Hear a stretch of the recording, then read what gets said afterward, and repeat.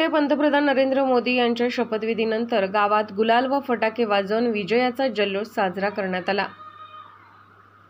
यावेळी माननीय भाजपा जत विधानसभा मतदारसंघ निवडणूक प्रमुख तमनगौडा रवी पाटील, लोकनियुक्त सरपंच बसवराज तेली, माजी सरपंच जाकप्पा निवर्गी, उपसरपंच वतन गारळे, ग्रामपंचायत सदस्य विजयकुमार बगली, तंटामुक्ती अध्यक्ष विठ्ठल बिरादार, युवा नेता पिंटू हतळी, ग्रामपंचायत सदस्य संगप्पा मुचंडी, काळसिद्ध कराजणगी, साहेबांना जमखंडी, युवा नेता महांतेश बिरादार, कल्लप्पा शिंगे, दरेप्पा उमराणी, आमसिद रवी, बसवराज बिरादार, प्रकाश चौगले, रेवणसिद्ध बिरादार तसेच सर्व सेवा सोसायटी चेअरमन, व्हाईस चेअरमन व सदस्य व ग्रामस्थ उपस्थित होते।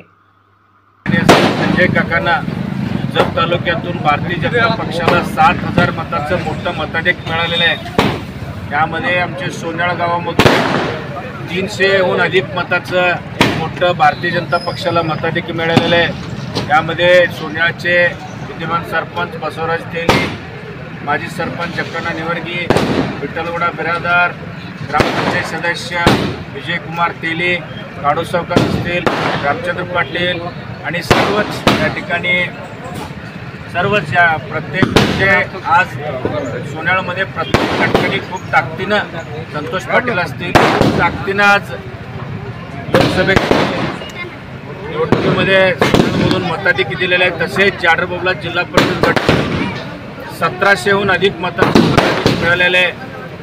मला खूप अभिमान वाटत आहे। प्रत्येक कार्यकर्ता आज जत तालुक्यातून बूथ प्रमुख असतील, शक्ती केंद्र प्रमुख असतील, सर्वांनी फार चांगलं आज नरेंद्रजी मोदींना मत दिलेले आहेत। म्हणून आज मोदी साहेबांचं शपथविधीमुळं प्रत्येक कार्यकर्ता जल्लोषातून भरावून गेलेला आहे। फटाक्याची आतिषबाजी असतील, गुलाल असतील, लाडू वाटप असतील, असं मोठं अत्यंत उत्साहानं कार्यक्रम सोन्याळमध्ये साजरा केला।